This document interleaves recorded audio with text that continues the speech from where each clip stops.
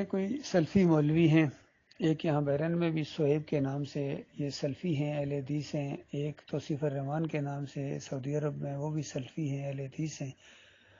تو اس انداز سے بہت اچھی یہ گفتگو کرتے ہیں، گویا یہ کہنا چاہ رہے ہیں کہ نماز بعد میں، روزہ بعد میں، حج بعد میں، عمرہ بعد میں، پہلے اس کو تنخواہ دو، پہلے اجرت دو اس کو، تب باقی سارے ہوں گی باتیں۔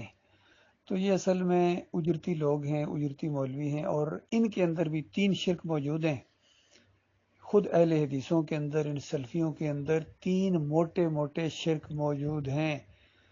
ایک ان کا شرک نمبر 1، ان کا یہ کہنا ہے کہ ہر جگہ سے نبی علیہ السلام نہیں سنتے ہیں، اگر کوئی قبر کے اوپر مدینے والی قبر میں آ کے کوئی صلاۃ و سلام پڑھے تو نبی علیہ السلام کی روح واپس آ جاتی ہے، خود سنتے ہیں، جواب دیتے ہیں۔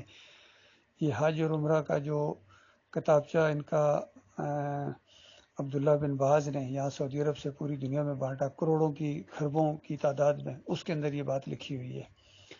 اور باقی میاں نذیر کے فتوے کے اندر بھی، جو میاں نذیر اہل حدیثوں کے بانی سمجھے جاتے ہیں، ان کا بھی فتویٰ یہی ہے کہ بریلویو، تم ہر جگہ نبی علیہ السلام کے حاضر ناظر اور سننے کے قائل ہو، تمہارا عقیدہ غلط ہے، کیونکہ ہر جگہ حاضر ناظر ہوتے تو پھر یہ کیوں کہتے ہیں نبی علیہ السلام کہ من صلی علیہ عند قبری سمیتہ، جو میری قبر کے اوپر آ کے صلوات پڑھتا سمیتہ، اس کو سنتا ہوں۔ یہ مشرکانہ عقیدہ بھائی۔ اللہ تعالیٰ فرماتا ہے قیامت تک یہ مرنے والے نہیں سن سکتے ہیں، دعاؤں سے غافل ہیں۔ یہ قبر پرستی کی جڑوں کو پانی دیتے ہو اور پھر کہتے ہو قبر پرستی، قبر پرستی۔ یہ سننے کا عقیدہ، مردوں کے سننے کا عقیدہ، اور خاص کر حیات النبی فی القبر کا عقیدہ، یہ شرک کی جڑ ہے، شرک کی جڑوں کے اندر پانی دے رہا ہے یہ مسلک۔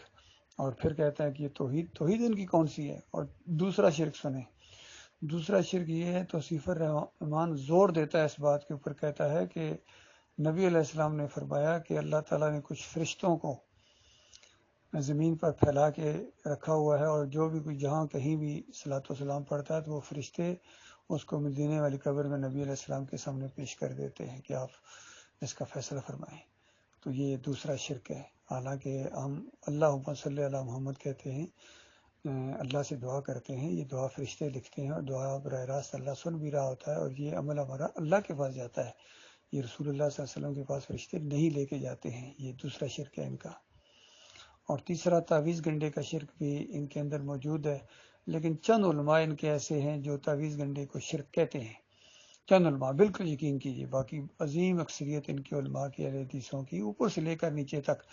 اگر آپ کو یقین نہیں آتا ہے تو دال گراں چوک میں جو ان کا بہت بڑا ہیڈ کوارٹر ہے اہل حدیثوں کا، لاہور میں، لاہور کے اندر، وہاں وہ ایک ان کے عالم دین تھے، کوئی روپڑی صاحب ان کا نام تھا، تو وہ تعویذ دیا کرتے تھے۔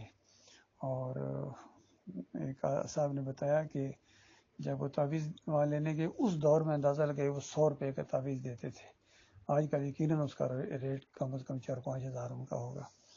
تو اس دور میں یہ بہت پرانی بات ہے، یعنی 90 یا 92 کی، 100 روپے کا تعویذ دیتے تھے۔ اور ایک غریب آدمی تھا، اس نے جیب میں ہاتھ ڈالا اور 50 کا نوٹ نکالا اور کہا کہ حضرت صاحب میرے پاس تو صرف 50 روپے ہے۔ تو اس نے کہا ٹھیک ہے تعویذ لے جاؤ، لیکن اثر آدھا ہوگا۔ یہ حال ہے ان سلفیوں کا، اہل حدیثوں کا۔ پھر احمد بن حنبل ان کے جو سب سے بڑے ہیں، وہ تعویذ لکھتے تھے، ان کا خود بیٹا عبداللہ کہتا ہے میرے والد صاحب تعویذ لکھا کرتے تھے۔ ابن قیم، ابن تیمیہ، یہ سارے تعویذات کے بھی قائل تھے۔ تو یہ معاملہ ان کا میرے بھائیوں، ان کی باقی یہ بڑے زبردست انداز بڑا زبردست ہے، ہونا چاہیے اسی طریقے سے انداز کفر و شرک کے خلاف۔ لیکن جہاں اتنے زیادہ شرک سے بچے ہو میرے بھائیوں، یہ 2-3 شرک اور ہیں، اس سے بھی بچو بس۔ اسی طرح ذرا چیخ کر کے تو پکار کر کہو کہ ہمارے اللہ کے یہاں پیش ہوتے ہیں، رسول اللہ کے یہاں قبر میں نہیں پیش ہوتے ہیں، اور نبی علیہ السلام کی روح واپس نہیں لوٹتی ہے قیامت سے پہلے، کہہ دو۔ اور جن جن لوگوں نے یہ فتوے دیے ہیں کہ لوٹتی ہے، احمد بن حنبل، ابن تیمیہ، ابن قیم، یہ سارے یہ اللہ کے دین کے مشرک گزرے ہیں، کافر گزرے ہیں۔ یہ ذرا کہو نا، پھر پتہ چلے گا کفر بالطاغوت کیا چیز ہوتی ہے۔